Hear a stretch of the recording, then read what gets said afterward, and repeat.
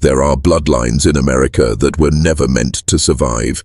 Hidden in the mountains of Kentucky, buried beneath decades of silence and shame, lies a family tree so twisted, so grotesquely intertwined, that when you see it mapped out, your mind will struggle to comprehend what you're looking at.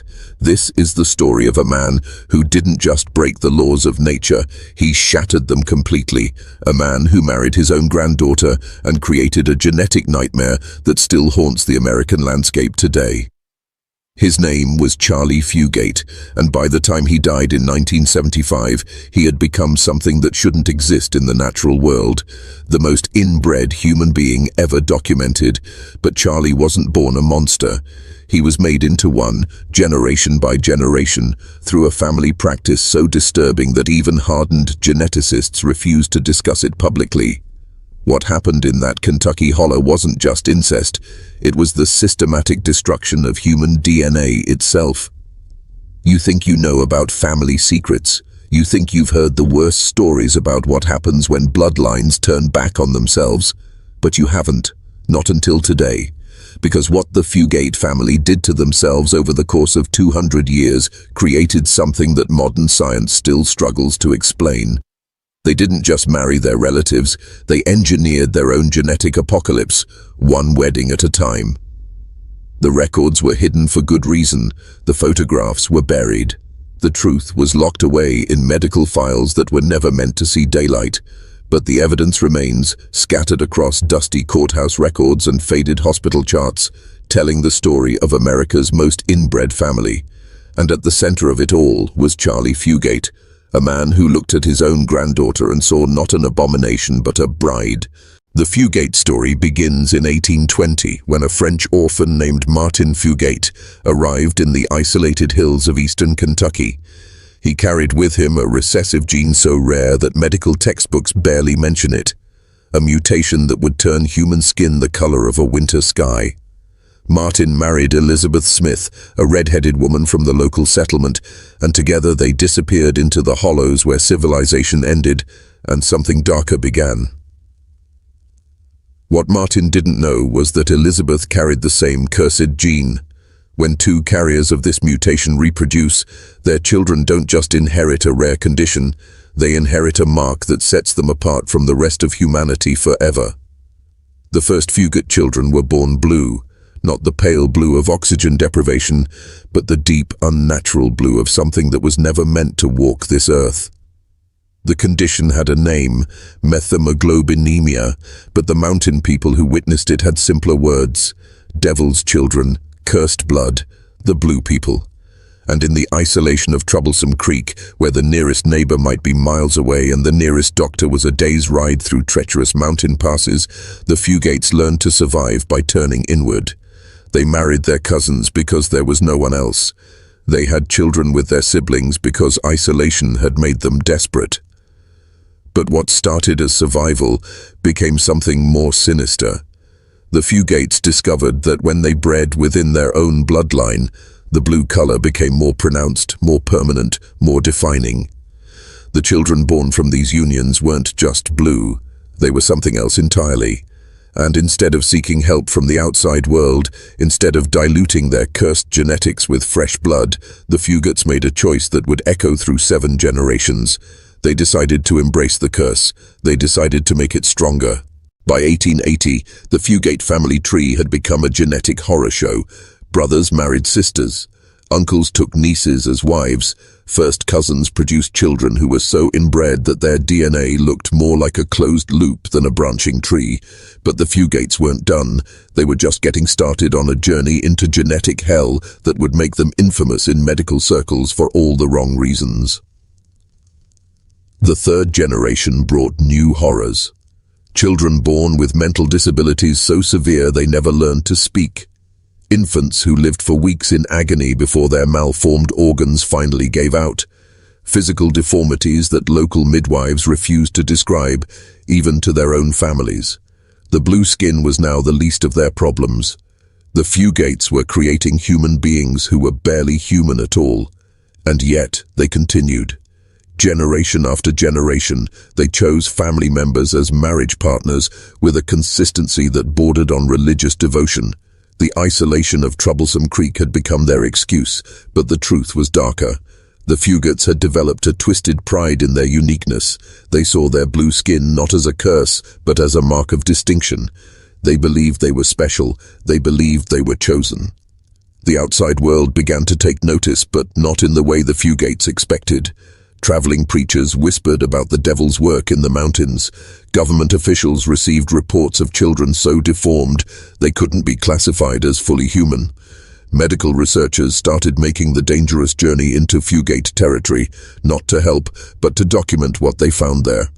The Fugates had become a living experiment in human genetic degradation, and they were too isolated, too proud, and too damaged to understand what they had done to themselves. By 1900, the genetic damage was irreversible. The Fugate bloodline had become so concentrated, so toxic, that every child born carried multiple recessive genes for conditions that most people never even knew existed. They weren't just inbred, they were genetically poisoned by their own ancestry. Into this genetic wasteland, in 1912, Charlie Fugate was born, but calling it a birth doesn't capture the horror of what actually happened. Charlie emerged from his mother's womb already bearing the accumulated genetic sins of 6 generations. His skin wasn't just blue, it was a deep indigo that made grown men cross themselves when they saw him. His eyes held a vacancy that suggested something fundamental was missing from his humanity. His body was twisted in ways that defied medical explanation. Charlie's parents were first cousins who were themselves the products of brother-sister unions. His genetic makeup was so compromised that modern geneticists estimate his inbreeding coefficient was higher than that of laboratory mice bred specifically for genetic research. In simple terms, Charlie had less genetic diversity than animals created intentionally to be genetically identical. He wasn't just inbred, he was genetically collapsed. The local doctor who delivered Charlie later wrote in his private journal that the child looked more like something dredged from the depths of hell than a human baby. But the doctor's horror didn't stop there. As Charlie grew, it became clear that his physical deformities were only the beginning. His mental development was so severely stunted that he never progressed beyond the cognitive level of a young child.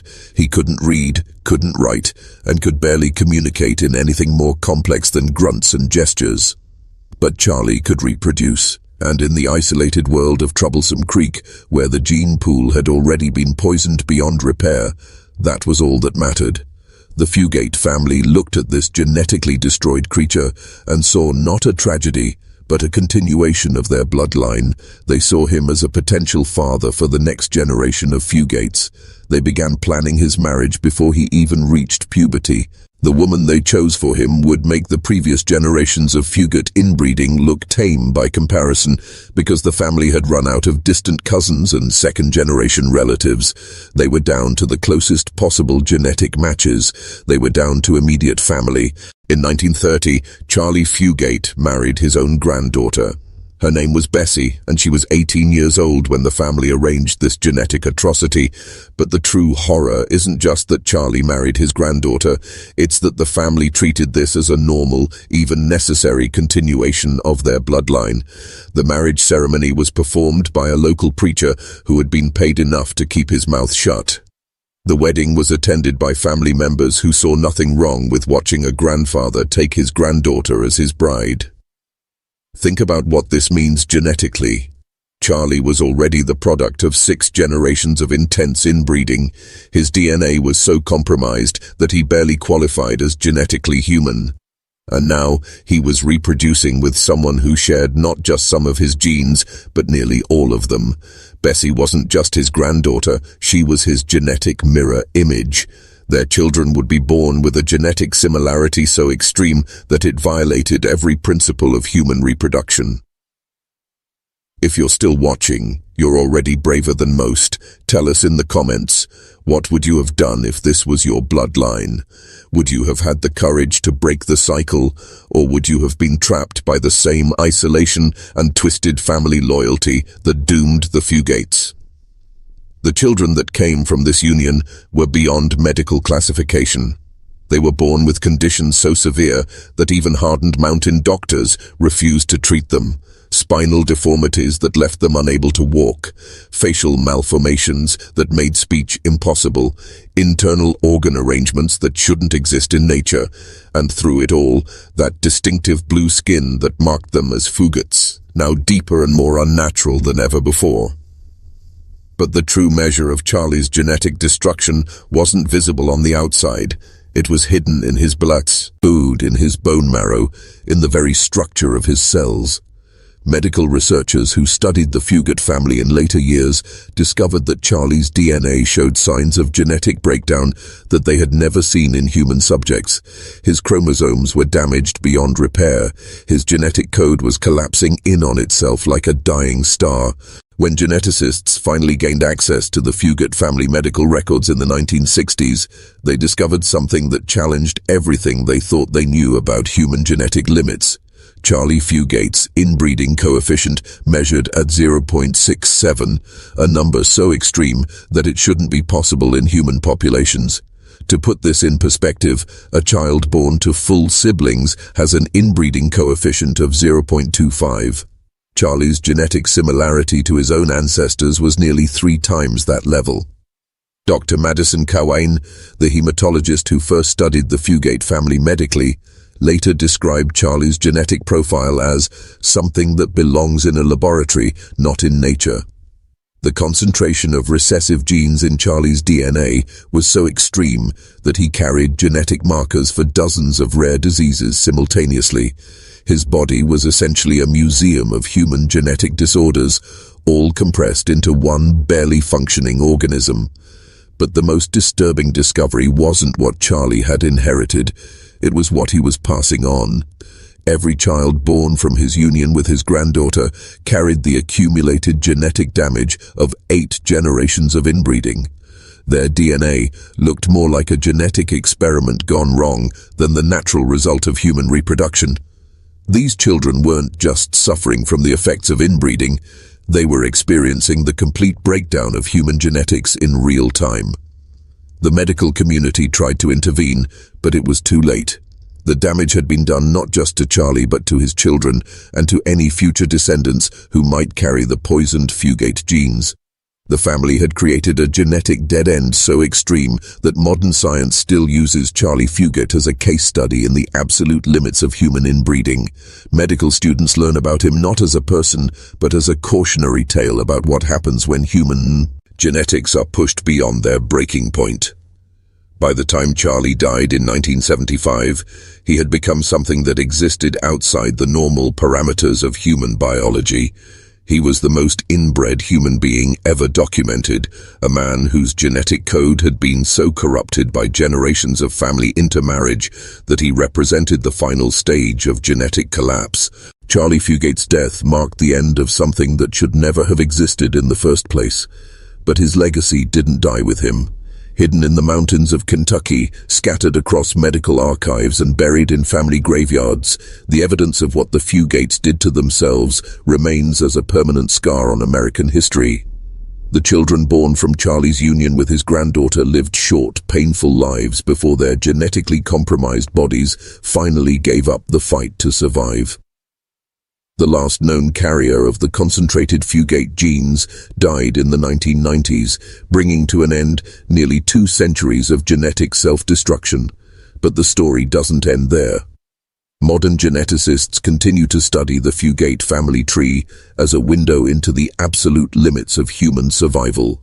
Charlie's genetic profile has become a benchmark for measuring inbreeding in isolated populations around the world. His DNA samples, preserved in medical laboratories, serve as a reminder of how far human genetics can be pushed before complete collapse occurs. Today, the hills of Troublesome Creek are quiet.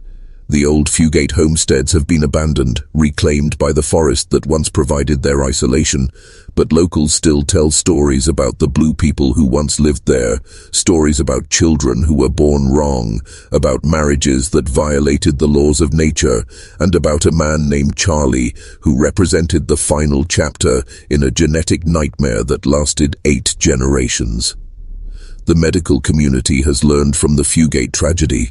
Modern genetic counseling exists partly because of families like the Fugates, who showed the world what happens when human reproduction becomes completely disconnected from genetic diversity.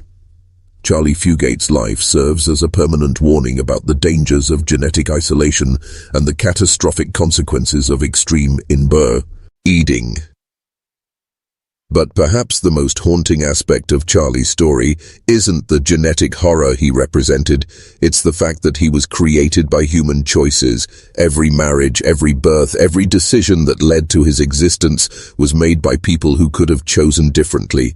The Fugates weren't victims of circumstance, they were architects of their own genetic destruction, and Charlie Fugate was their final, most twisted creation. He was proof that sometimes the monsters we fear most are the ones we create ourselves.